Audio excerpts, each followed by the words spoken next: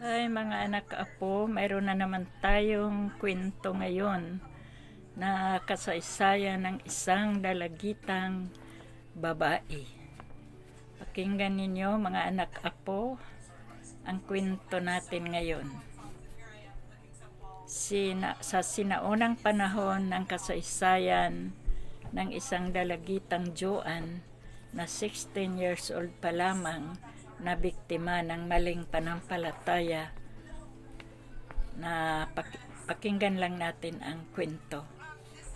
Ang title nito ay Who Was Joan of Arc? Ito yung kasaysayan niya. When Joan was born on Domremy and France around 1412, her country was engaged in the 100 Years' War with the invading English. The rightful Prince King, Charles called the Dauphin, was being kept in his throne. As a young girl, Joan heard the voices of saints urging her to help the Dauphin. At the age of 16 years old, she left home and went to the French court and Chaumont. She persuaded Charles and his religious advisors that she had a divine mission, and he gave her troops. The march to Orleans, where in 1429 she drove off the English army. After further victories, the Dauphin was crowned Charles III at Reims, with Joan beside him. In 1430, she was captured by the English, and after a mock trial for heresy, born to death and ruin, and May 31, he was declared a saint in 1920 and made the patroness of France. Ito yung kwento niya sa pangyayari sa kanya. Makita natin mga anak apo. Noong si Joan ipinanganak sa lugar ng Domremy, sa trono ng 1412, sa sarili ng lugar ay nakipagtipan ng 100 years na panahon ng giyera na may panghihimasok ang mga Ingles sa matuwid Prince King Charles. Tinawag na Dauphin. Nagtago siya sa kanyang trono. Bilang batang babae, si Joan nakarinig ng boses ng mga tao na hinihimok siya, kaya humingi siya ng tulong sa mga Dauphin sa edad niyang 16 years old. Siya ay iniwan sa kanilang bahay at pumunta yung mga taga-prince sa court ng Chaumont.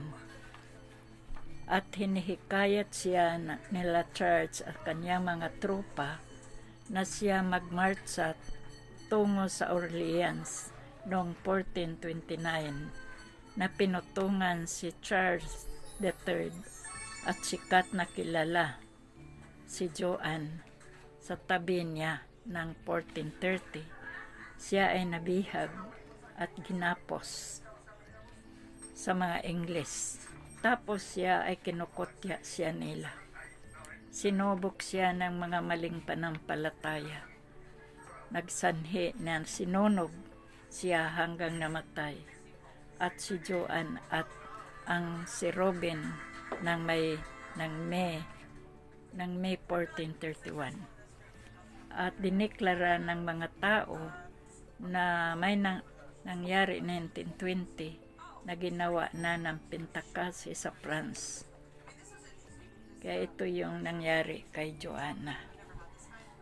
Kaya mga anak apo, o sino man ang nakikinig ngayon, lahat kailangan pa rin natin mag-ingat sa mga pangyayari, lalo na sa mga teenager, lalo na sa mga mga mahilig sa mga panampalataya, na kailangan tayo alerto sa mga pagtuturo ng mali.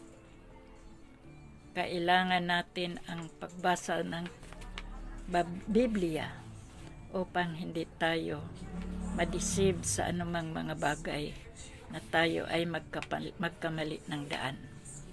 Daan ng Diyos na kailangan lagi mag-ensayo sa ating mga pinaghalong espiritu. Tumawag sa pangalan ng Panginoong Hesus. O Panginoong Hesus, kasi ang pangalan ng Panginoong Hesus ay makapangyarihan. Alleluia. Shout out sa lahat. Ito kung makarinig kayo, isa itong si Joanne na biktima sa mga pagtuturo na mali. Tapos pinagkukutya pa siya, ginagapos pa siya at pinatay. Nasa kanyang kamatayan siya ay ito ay nagsanhi sa kanya na bata pa siya ay namatay. Kasama si yung kasama niya, may pangalan dito, hindi, nakalimutan ko. Kasama si Robin ang pangalan.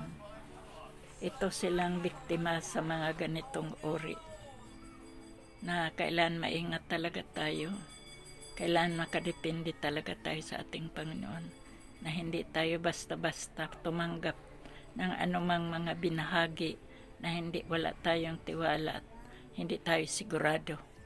Kaya salamat sa ating Panginoon na may paalala talaga siya, na huwag tayo magmamadaling.